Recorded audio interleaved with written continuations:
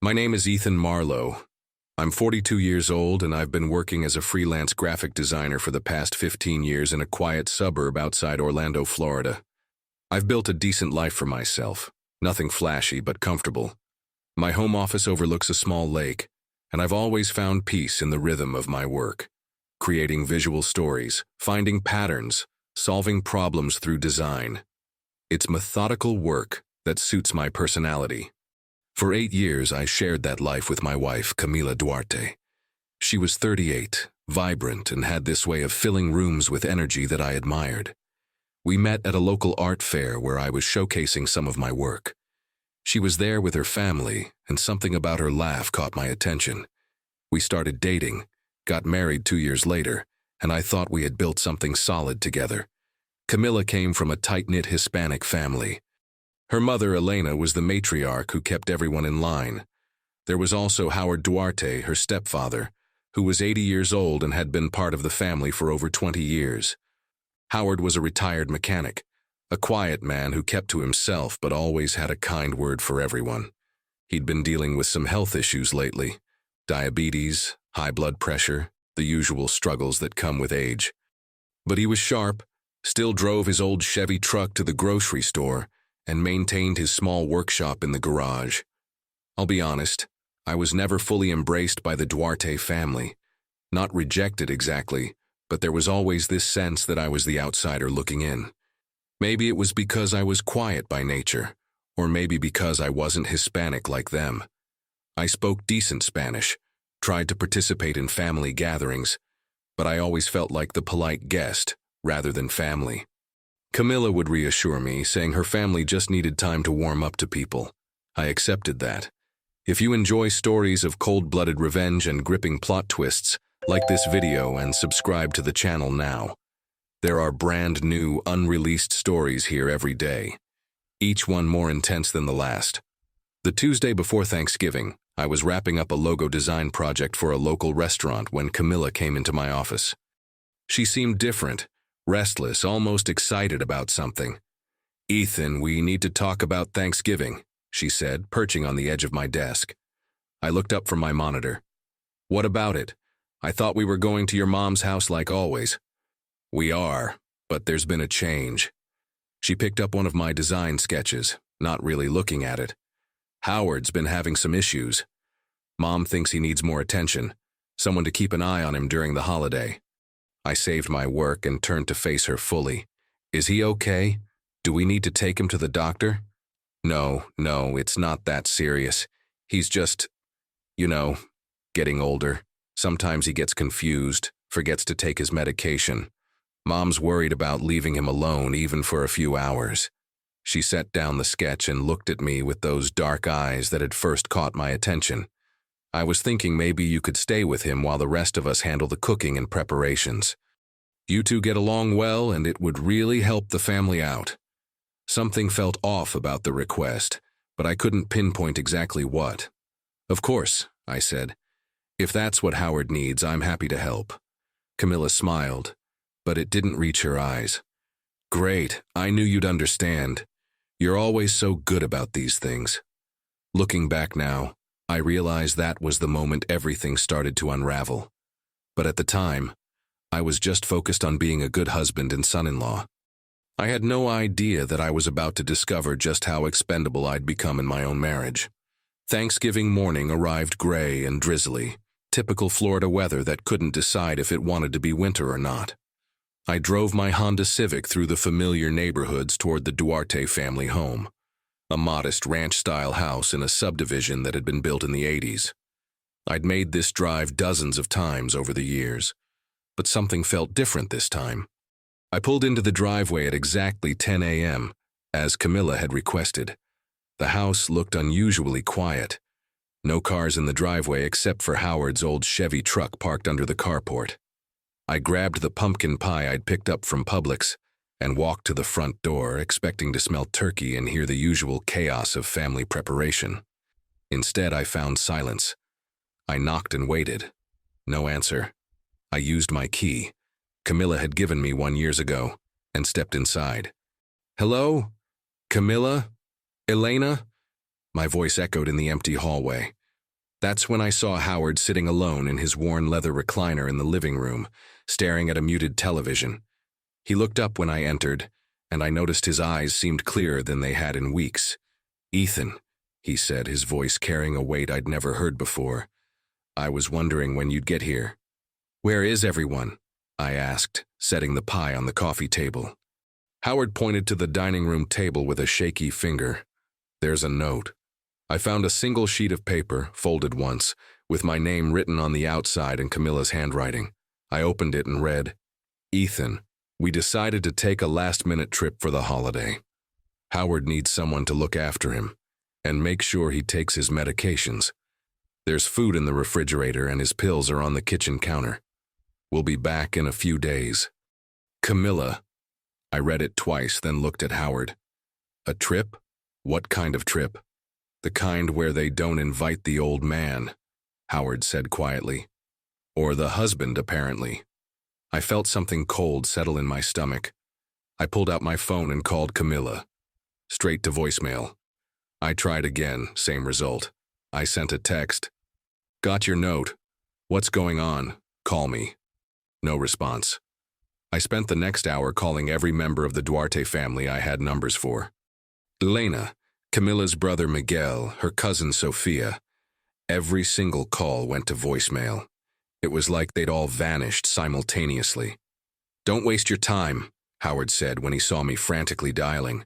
"They're not going to answer." "What do you mean?" "Sit down, Ethan. We need to talk." I sat on the couch across from him, my mind racing. Howard leaned forward, his weathered hands clasped together. "How long have you known my stepdaughter?" he asked. 8 years. "Why? And in those 8 years, how many times has she mentioned her ex-boyfriend Liam Foster?" The name hit me like a physical blow. Liam Foster. I'd heard that name exactly once, about 3 years ago, when Camilla had mentioned him in passing during a conversation about old friends. She'd said he was someone she'd dated briefly in college. Nothing serious. "Once," I said slowly. "Maybe twice." "She's been in contact with him for 6 months, Howard said. "Phone calls, text messages, emails." "I know because I've been watching." I stared at him. "Watching? Ethan, I may be 80 years old, but I'm not blind and I'm not stupid. When someone starts going through your financial records, asking questions about your will, and suddenly becomes very interested in your medical appointments, you pay attention." Howard's voice was steady, but I could see anger flickering in his eyes. "Camilla's been planning something for months, and yesterday, I finally figured out what." He reached into the side pocket of his recliner and pulled out a small notebook, the kind with a black composition cover that school kids use. The pages were filled with his careful handwriting. "For the past 4 months, I've been documenting everything. Every conversation, every document she's asked to see. Every time she's accompanied me to doctor appointments and insisted on speaking privately with the physicians." He flipped through several pages. "She's been positioning herself as my primary caregiver, even though I don't need one. She's been telling my doctors that I'm having memory problems, that I sometimes forget to take my medications." "Are you?" I asked. "Hell no. I take 2 pills for blood pressure and 1 for diabetes. Same time every day for the past 5 years. My mind is sharp as it ever was." He fixed me with a look that proved his point. "But if someone wants to paint a picture of an old man who's losing his faculties, who needs someone to manage his affairs, well, that's not hard to do." I felt like I was trying to solve a puzzle with half the pieces missing. "Howard, what does this have to do with Camilla not being here today?" "Because today was supposed to be the day she convinced you to help her move me into a nursing home. Today was supposed to be the day she became my legal guardian, gained access to my Social Security, my pension, and my savings account." He closed the notebook and looked at me steadily. "Instead, she's on a cruise to the Caribbean with Liam Foster. I saw the booking confirmation yesterday when she left her laptop open. The room felt like it was spinning.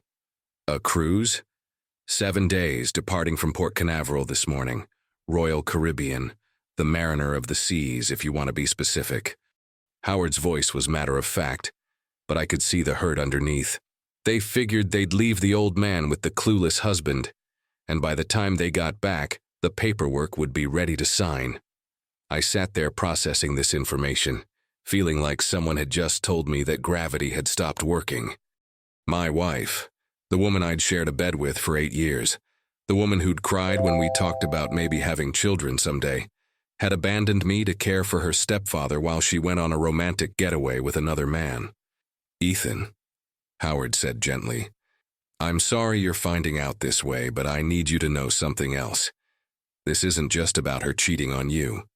This is about her stealing from me, manipulating my medical care, and planning to have me declared incompetent so she can control my life." I looked at this 80-year-old man who had been nothing but kind to me for 8 years, and I felt something shift inside me. It wasn't rage, not yet. It was something colder, more calculating.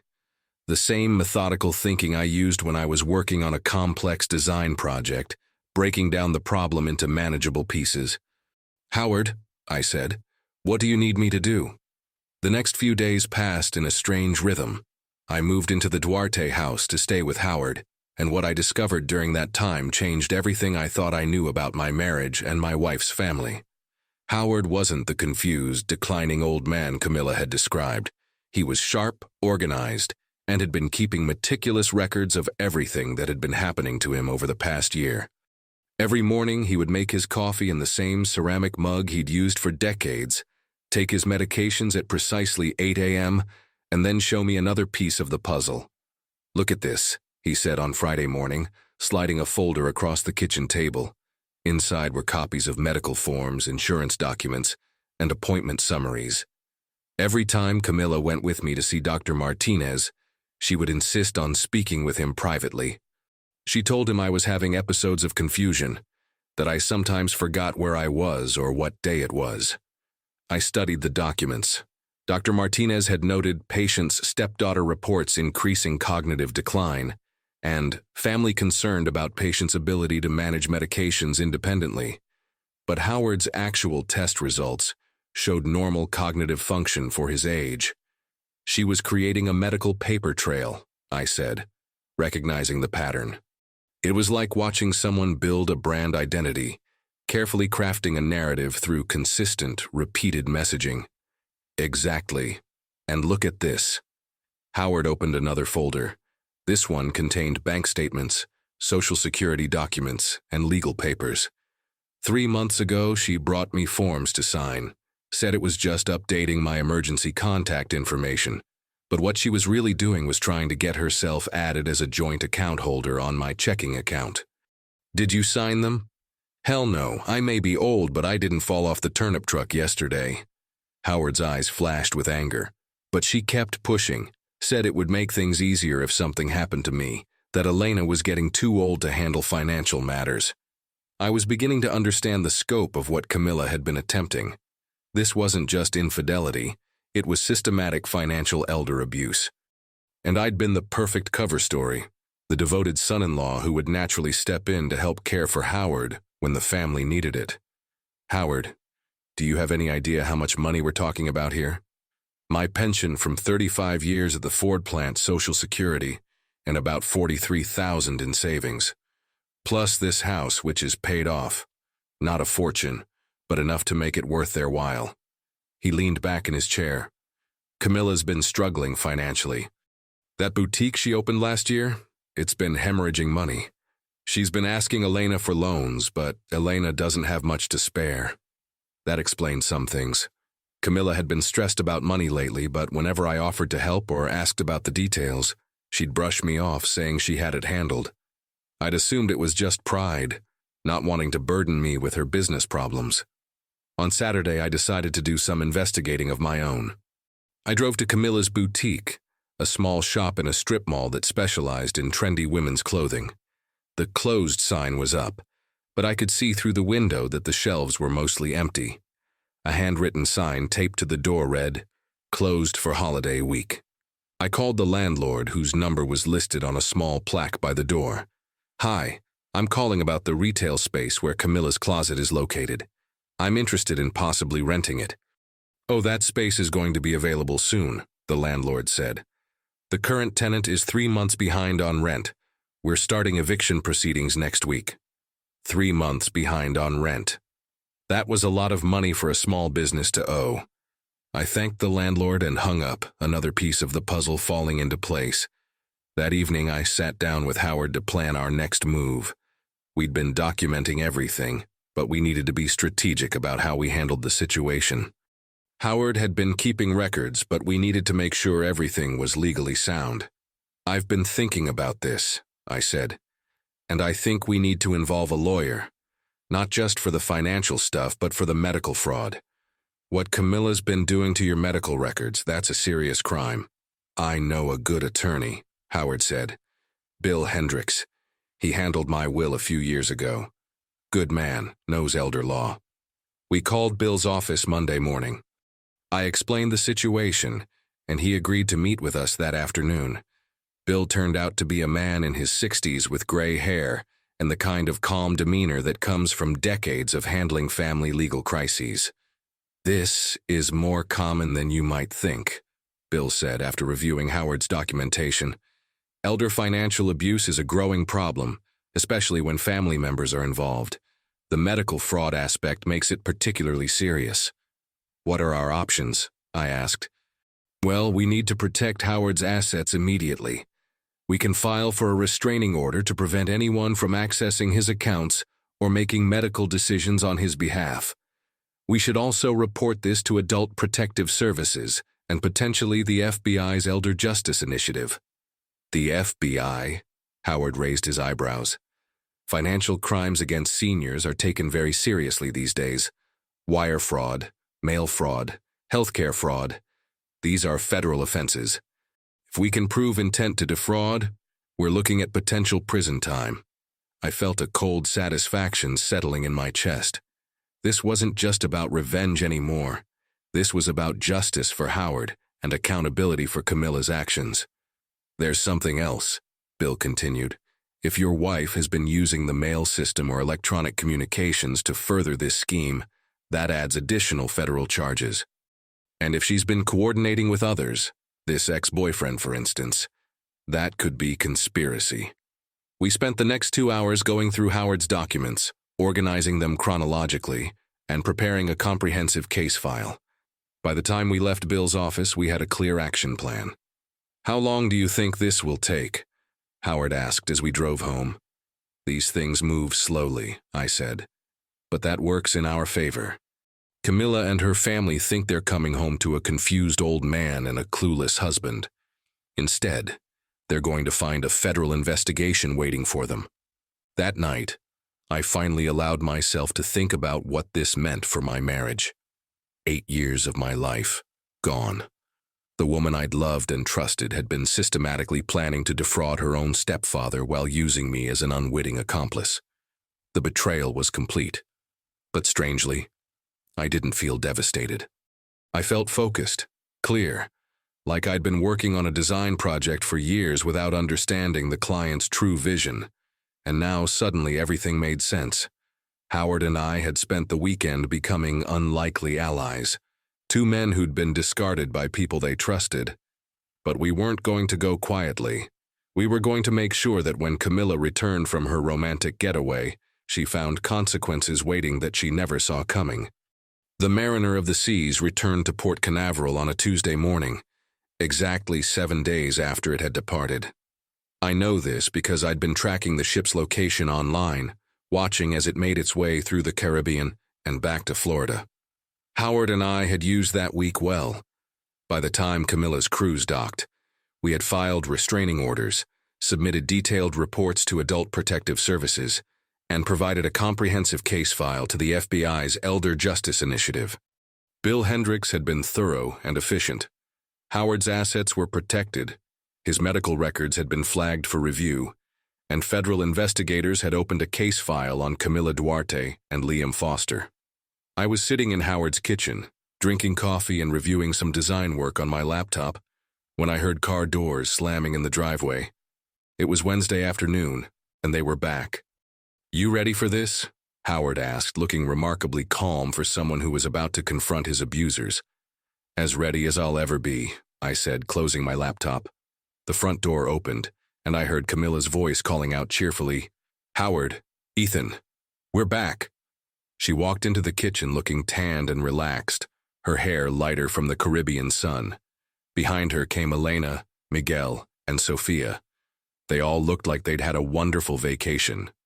"How was everything?" Camilla asked, giving me a quick kiss on the cheek as if nothing had happened. "Did Howard behave himself?" "We had a great time," I said. "Howard's been telling me lots of interesting stories." "Oh, you know how he is," Elena said with a laugh. "Sometimes he gets confused about things. I hope he didn't worry you with any of his tales." Howard stood up slowly from his chair. "I'm not confused about anything, Elena. My mind is perfectly clear." Something in his tone made them all pause. Camilla looked back and forth between us, and I saw the first flicker of concern in her eyes. "Is everything okay?" she asked. "That depends," I said. "How was your cruise with Liam?" The color drained from Camilla's face. "What are you talking about?" "The Royal Caribbean cruise, 7 days, the Mariner of the Seas. Ring any bells?" Miguel stepped forward. "Ethan, I think there's been some misunderstanding." "No misunderstanding," Howard interrupted. "I saw the booking confirmation. I know where you all went, and I know why you left us here." "Howard, you're being paranoid," Elena said, but her voice was shaking. "Am I?" Howard walked over to the kitchen counter and picked up a manila folder. "Is this paranoia?" He opened it and began reading. "Medical fraud, financial elder abuse, conspiracy to commit wire fraud. These are the charges that Adult Protective Services and the FBI are investigating." The silence in the kitchen was deafening. I watched as the reality of the situation began to sink in for each of them. "You can't be serious," Camilla whispered. "Deadly serious," I said. "Howard's been documenting everything for months. Your attempts to gain control of his finances, your lies to his doctors, your plans to have him declared incompetent. It's all here, all documented, all reported to the proper authorities." "We were trying to help him," Sophia protested. "Help him by stealing from him?" Howard's voice was steel. "Help him by lying about his mental state?